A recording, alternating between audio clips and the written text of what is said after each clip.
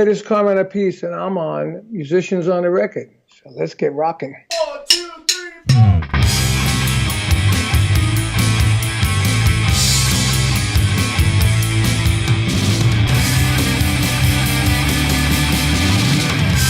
This is huge, musicians on the record. Bring it on. Can we talk about you and John Bonham and Led Zeppelin? Is it fair to say that you mentored a young John Bonham? Well, while he was on the road, and from what I understood from him, I was like one of his idols. Not a total idol. Gene Krupa was another idol. The R&B guys was I was one of his rock idols, you know, probably along with Ginger Baker and Mitch. But he liked my style better because my style was power style, you know. I was hitting hard. Right. Mitch didn't hit hard, neither did Ginger. Keith Moon didn't hit hard either. Well, when I came out, I was really hitting hard.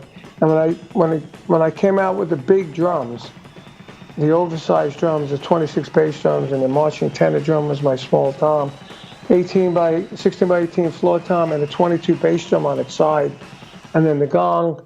You know, at some point I had chimes. I had all kinds of orchestral stuff. When he saw that set, you know, they opened up for us. We got the album first, and when I heard Good Times, Bad Times, I said, man, this guy is badass. I said, what a foot on him. I love this guy, you know. And then I heard some similarities in his playing to my playing, like the a triplet, which was one of my trademarks back then. You know, and then those things were one of my trademarks. I heard some similarity. So when I met him, he told me that I was one of his idols and that he listened to all the Vanilla Fudge records and that I said, man, I love that triplet on the bass drum. And he said, well, I got that from you. And I said, I don't do that. He said, yeah, you do. I said, I don't do that. And I'm arguing with him. And he pointed out on one of my records, I think it was on the Renaissance record, where I went something like bop, doodle bop, doodle bop, doodle bop, doodle bop, doodle bop, like that. And he took that and went diddle diddle diddle diddle diddle, you know, with the 16-note triplet with a rest on the first one.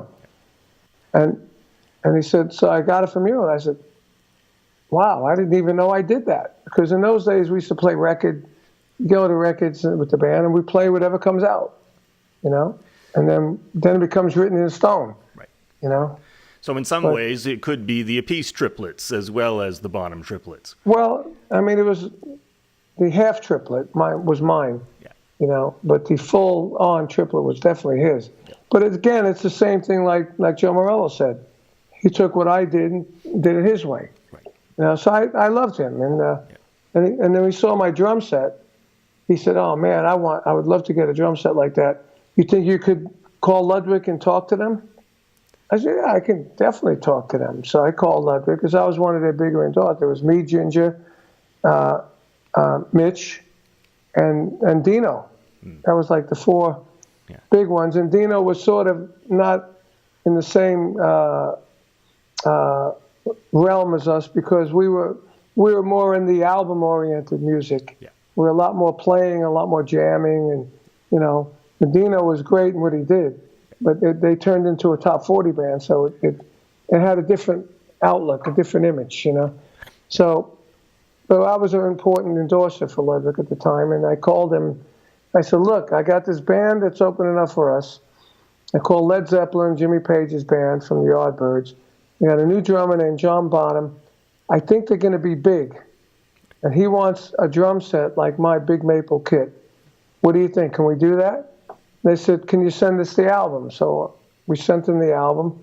And on the album, in my word, they gave him a duplicate set of my kit, you know. But that conversation is like it's ridiculous. The understatement of 5 decades. I think they're going to be big, you know.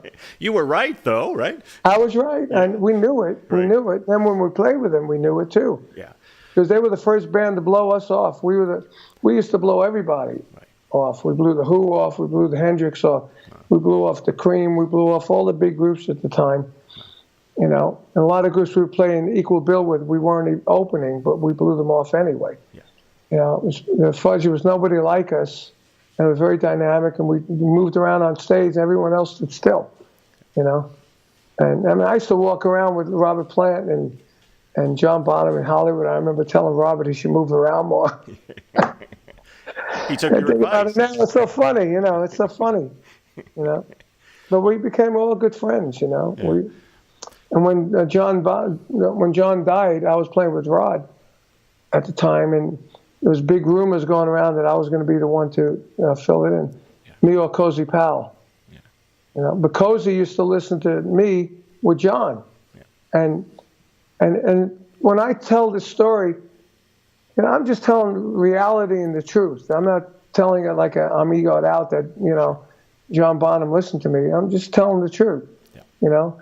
And years ago, when I used to tell the truth like that, people would, you know, say that I'm an egomaniac and, you know, that I'm saying I taught him everything he knows. I never said that, you know. I mean, I never said that ever. And but then a book came out called The Thunder of Drums that Chris Welch wrote. Yes. And Chris interviewed John, you know, many times, and found out that he used to listen to my music. And after that first tour, he came back raving about how excited he was that he was touring with Vanilla Fudge and watching me every night, and him and Cozy Powell raving to each other about it, you know, talking to each other about it. And, you know, because they were both from Birmingham, and they sort of grew up in the same, like I grew up with Dino Danelli, those two grew up around the same scene. So when that book came out, it sort of set the record straight, so that when I talked about it, and then I still didn't talk about it until like Rhythm Magazine and Modern Drummer would say the man that influenced John Bonham, Carmine Appice. And now I'm not saying it. Right. So it makes it okay. That's right. Yeah. You know? Yeah. And obviously, you know, that ship has sailed. I don't think the Zeppelin is going to fly again, but would you have taken that gig if you got offered it? Oh, definitely. Yeah. Definitely. Yeah. Because, you know, at the time when that happened, you know, a lot of the stuff that Bonzo played was played number one on the big drums that he got, you know, from me, and the gong and everything. You know, I had the gong and he got the gong. Then he was the first one to get the new pasty gong stand, the big ones behind him. Then I think I was the second one. Wow. You know, and I got a bigger gong then. Yeah. You know. Can I also ask, when was the last time you saw John, and what was that interaction like? It's hard to say. Probably 1979. Okay. You know, probably maybe a year before he died. They were exiled to L.A. for a while. Yeah. You know, so I used to see him quite a bit out here. Yeah. You know, and but he was always a good guy to me. You know, even when he was drunk, when he was badass as hell when he was drunk, always treated me with respect. I always loved him for it, and he was always a good guy. You know, I never had any problems with him ever. You know, we never argued. We never had a fight. You know, and he used to come watch me play, and you know, he came to a drum clinic I did in New Jersey one time at Sam Ash. Yeah. He showed up, and wow, and he had a beer in his hand, and he left the bottle there. They still have the bottle. Is that right? Yeah. It's the bottle that John Bonham drank from at the Carmine Appice Drum Clinic. You know, it's classic stuff. I can't imagine showing up to a drum clinic and having Carmine Appice and John Bonham there. That's incredible. Yeah, I know. Awesome. Yeah, that is amazing. Being a classic rock geek myself, one of the immediate stories that I've heard about for nearly 30 years, I know it's longer than that, but I went straight to the Zeppelin Seattle Pop Festival Mud Shark story, of course, right? So I'm not going to give any spoilers, because if you want to read the book, get it, stick it. It's a fantastic book. The only question that I had that I came away from it with is, and I will tell you, it was way more than I'd ever heard the legendary story to be. People will make their own. Well, that's why we put it in there, because all the other stories didn't really have the story. Yeah. You know, and it, you know, I mean, when you read a story like that, you got to remember it's a whole different era. Right. Everybody looked at sex differently. Every woman that was involved in all these crazy stories did it on their own accord. They wanted to do it. They were never forced to do it. And today, it's different.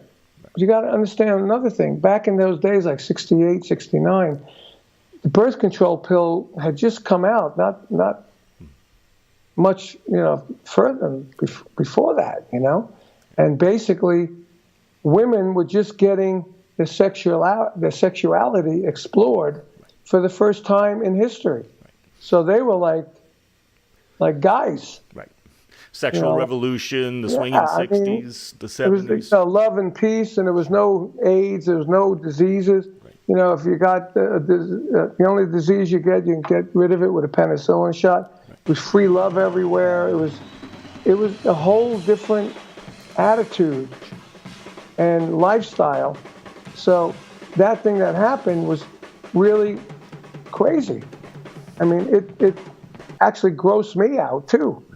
At the end, and it was in my room, and I had to leave my room, But it did happen, and it became a legendary story that was on VH1, it was on MTV, it was on TV shows, it was on the shocking moments of rock and roll, and and I've always got asked about it, and when we wrote it, I told my writer, I said, what do you think? I mean, we actually toned it down a little bit. Did you? Yeah. Wow. Yeah, because it was so outrageous that I had to tone it down a bit because I couldn't even read it. Yeah. My girlfriend won't even read that, Right. Yeah. So definitely. But what we tried to do with the book is give you a real look at what it was like being a rock star when rock stars were being born. Right. Right. At the beginning of it all. That's right. And groupies were being born. They had movies about groupies. Right. We knew all these groupies. Some of them we started off as being a groupie. Right.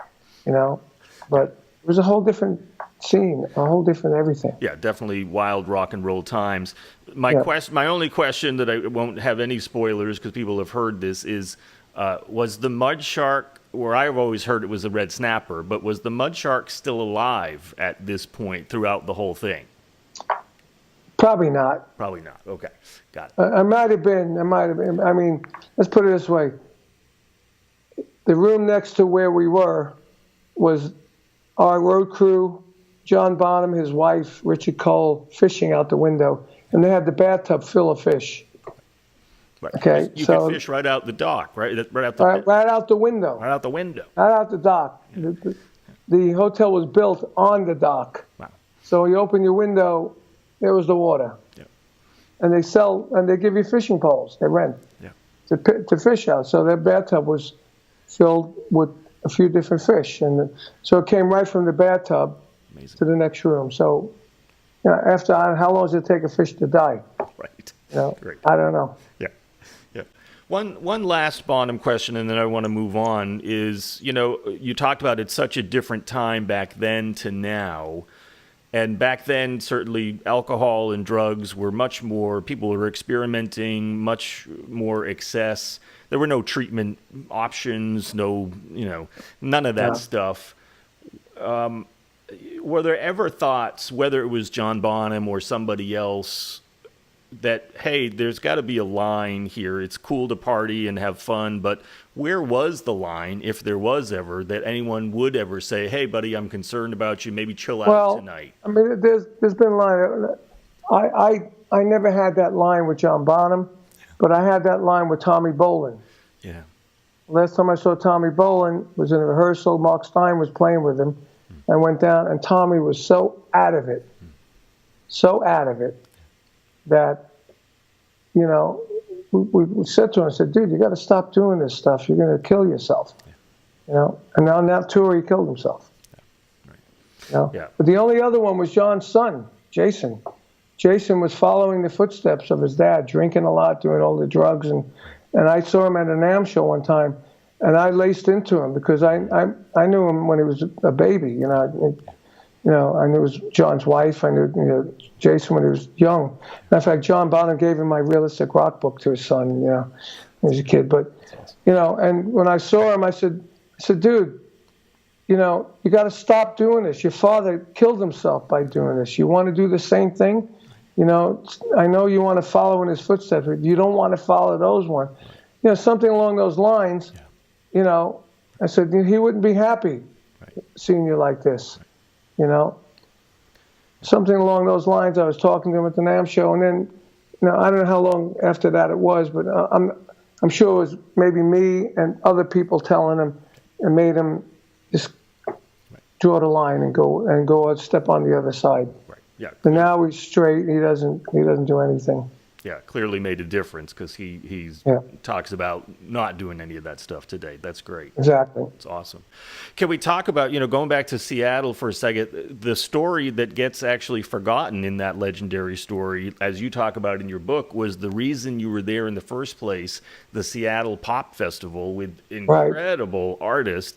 They don't make festivals like this anymore, Carmine. It was you, the Vanilla Fudge, Zeppelin, The Doors, Santana, Alice Cooper, Ike and Tina Turner, 50,000 people. What was that? Yeah. Was Hendrix there too? That's right. I think, I'm not sure if he was there. Okay. He usually was at all the festivals that we did, and he might have been there. Yeah. But when we played, Led Zeppelin guys were hanging around. When they played, we hung around. It's just the way it was at the festival. But we didn't like. That year was the year they did Woodstock. Yeah. And we were asked to do Woodstock by our agent, and we didn't want to do it because we had just done like 2 or 3 festivals that summer, and it was so hard to get in and out of. You have to take a helicopter, a big old helicopter in, and then sometimes you'd have to wait 2 or 3 hours for the helicopter to leave if you want to leave, and you couldn't leave because there was too much traffic, and you couldn't go in any other way, so it was a big hassle. Sure. So that's why sometimes you go and you just stay there all day and watch everybody. Right. I know when we were playing, Jim Morrison was on the right side where Mark Stein was, and he was almost right behind Mark Stein watching. And but it's so funny because these people to us were just other musicians, other people in other bands, and then they died, and they become these untouchable icons. That people look at them like they were never human beings, right. But, Morrison and John Bonham and Jimi Hendrix and Janis Joplin, they were all real people. All real we people. used to know and we used to tour with and we used to hang out with and have a laugh and have a drink and, Yeah. Can you share some of those real people experiences that you may have had with Jim Morrison, Janis Joplin, Jimi Hendrix? Well, Jim Morrison wasn't too much like Mark Stein has more stories about Jim, but like Janis Joplin, we played a festival that had Miami Pop Festival, and we were the headliners, and under us was Janis Joplin and Johnny Winter. And when we were on, both of them came up to play a blues with us, right? And Janis was singing, and when the guitar solo came, she came around to me, and she goes, "Hey, drummer boy," and she put her arm around me and said, "Have a swig of this," and she shoved this Southern Comfort in my face and then tipped the bottle up, so there was no way I could avoid it, And you still had to play the drums. And I was still playing. I took a big chunk of that, a slug of that, and I went like, whoa, right. I almost stopped playing, and, and then we finished the song, we'd go all back to the hotel, and we'd be in the bar, and we'd be drinking, and it's just normal stuff, Right. You talked about, especially like a real person, your affinity for Jimmy James, Jimi Hendrix, and you had a long connection with him. Can you talk about him and your relationship, your experiences with him? Well, he was always a very timid, very soft-spoken guy because when he got on stage, he let it all out, And the first one was when we were up in that prostitute's apartment talking. Next time I met him, we were in the London Speakeasy, and he was there. And I knew it was Jimi Hendrix was Jimmy James because I saw pictures of him playing with his teeth, which he always did. And when I went into the restaurant area, I said, "Jimmy, it's Carmine from Thursday's Children. We played back in New York many times." And he said, "Oh, yeah." I said, now I realize you're Jimi Hendrix. I saw pictures of you, and you were Jimmy James at the time. He said, "Yeah." He said, "What are you doing?" I said, "I play in Vanilla Fudge." And he said, "Oh, I love the Fudge." you know. Very cool. And and then we sort of became friends, and we did lots of gigs together with the Fudge. We did lots of gigs together with Cactus. At the Isle of Wight, he was that was the last gig he played. We played as well, and we were there. I don't remember if it was the day he played, or I think it was the day he played that we played, or maybe we played and he didn't, but he was hanging around. Like I said, you go to there, but what else are you going to do? Right. You like to hear the music, and see everybody play. Yeah. And it's like when you go on a cruise now. You go on a cruise and everybody's playing, you go see everybody play, That's right. Otherwise, what are you going to do? Sit in the sun, Right. So we, Jim McCarty was a really good friend of Jimi Hendrix because he was in the Buddy Miles Express and Jimi Hendrix produced that band. And so you got to know Jimmy really well. As a matter of fact, Jimi Hendrix gave Jim McCarty a set of lyrics handwritten by Jimmy that McCarty sold years later for many, many thousands of dollars, to a collector. And the night of, they were jamming in the dressing room, on acoustic guitars, Jimmy and two Jimmys. And we were hanging out backstage, and it was like maybe 4 days later he was dead. Wow. That was the last time you saw him then? That was the last time we saw him. Yeah. How would you describe his mood? Jimi Hendrix. Yeah. Normal. Having fun playing guitar. Yeah. Doing drugs, drinking, some wine, I don't know. Yeah, those festivals, you don't know what you take. You take a swig of wine and it has acid in it. Right. They have punch, you have LSD, and it has mescaline in it or something. It's happened many times for me, Yeah. And unknowingly. Unknowingly, yeah. Like in Puerto Rico when we were playing with Cactus, there was Rod and the Faces, ELP, all the big groups of the day. And, we went to the festival the night before, as I just said. Yeah. We hung out, took some slugs of the punch, had mescaline in it. Yikes. Wow. We were up all night. We had to go on like in mid-afternoon. I was still high. Sure. Still didn't sleep, and I was like, out of it. Wow. I had suicide thoughts that night. Really? I think I read it in the book. It's in the book. I was out on the balcony. Me and the lead singer used to room together, and we had these two girls that were twins. And so after we were sort of done having a sexual party, I went out on the balcony myself, and I might have had a brandy and Coke, which I used to drink in those days. Not a lot, but I have one drink maybe. And I'm saying, oh, look, I'm feeling from the mescaline, I'm feeling my blood going through my veins, and I'm thinking, all I got to do is get up on the chair and just jump off that balcony, get smashed on the rocks, and it's over. Wow. Amazing. And I'm thinking to myself, I'm going to go inside. Right. Yeah. It's time to get inside. Thankfully, that so didn't I went inside. Yeah. But, it's like really weird thoughts. And then the next day we played, And they recorded it live, and it came out on an album. Incredible. But it kicked ass. Incredible. Yeah, and obviously such a tragic loss with Jimi Hendrix. The other story that you talked about in your book that I was really blown away by, you were part of a group that he invited people to listen to the brand new, at the time, Electric Ladyland album. That's right. Talk about hearing All Along the Watchtower for the first time, the other songs from that album. What was that like? Well, in those days, it wasn't like one song. Yeah. You just put the record on. Right. Yeah. And we listened to the whole thing. And he sat in the corner, like very timid and, was grooving. But, you could tell he was looking for the reactions, But everybody loved it, And he did it more than once. Because I did it one time and in Seattle. And Mark Stein remembers doing it somewhere else with him. Okay. So, I guess it's it's like any musician, in the day, you're proud of your new product. You want other people to hear it, to see what their reaction is, Yeah, exactly.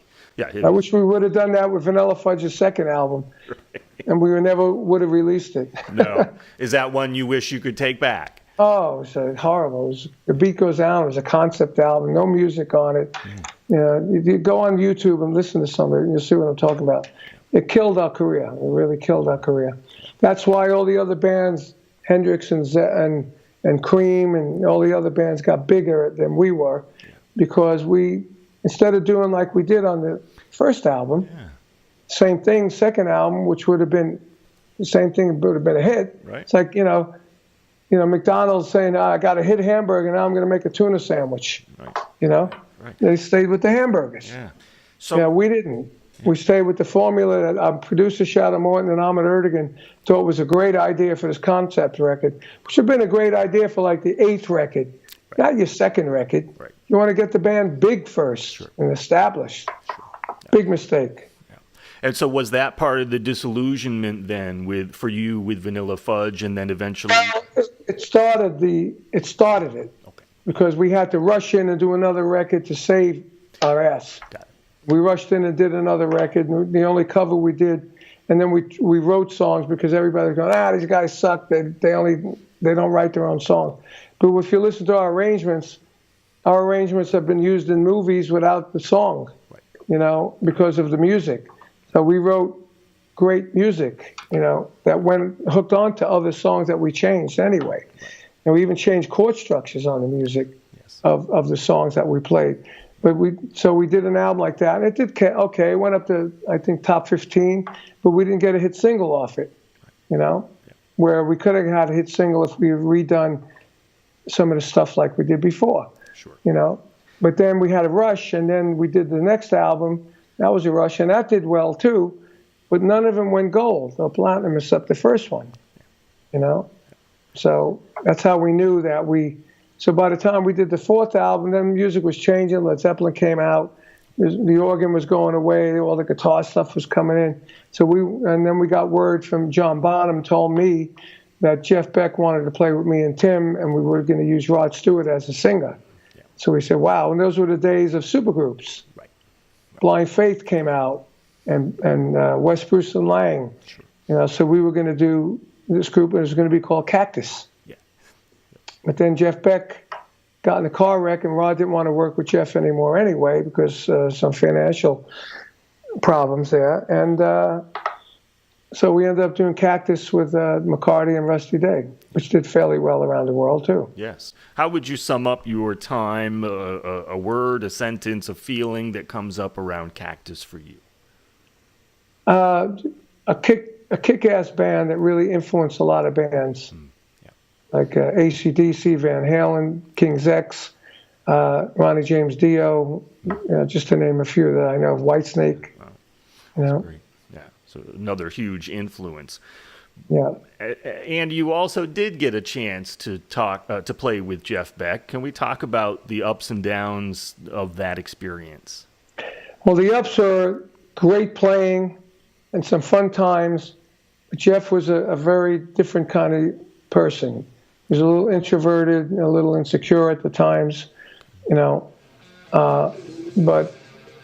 when we're up, it was up. When it's down, it was down. Like we did the 2nd album twice, and still never came out, And then the band broke up.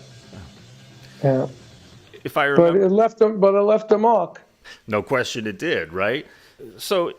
Just curious, Jeff Beck is, without question, no doubt, one of the best guitarists that's ever lived on the planet, virtuoso guitarist. Well, rock guitarist. Rock guitarist, no question, yes, understood. He himself says he's not a jazz player, right. Like McLaughlin, those guys. Yeah. But he is a unique, amazing rock guitarist. Of the 3 that came out of the Yardbirds, for me, he's the best. Yeah. Because he could play anything, and he plays with humor, and he plays with confidence, and he doesn't use a pick anymore. Right. It's just awesome. Right. And and I helped. I was involved in the switch over from BBA to Blow by Blow. There's a song on our BBA that we used to do on the 2nd album called Jizz Whiz that was on the Beckology album. It's like a bridge between the two.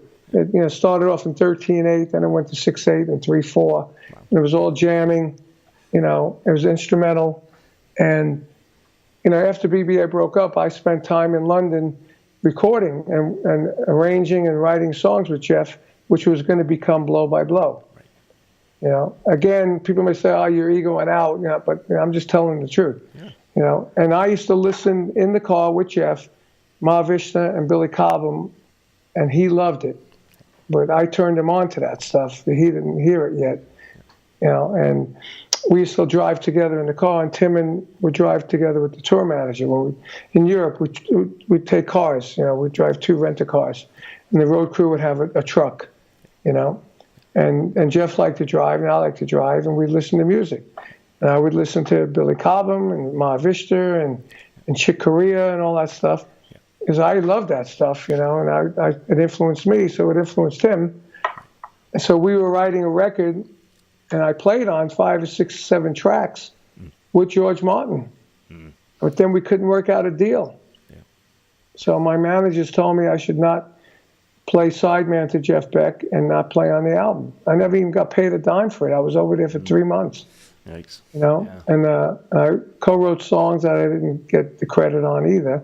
And then that album comes out and sells 2 million and starts a whole new career for Jeff.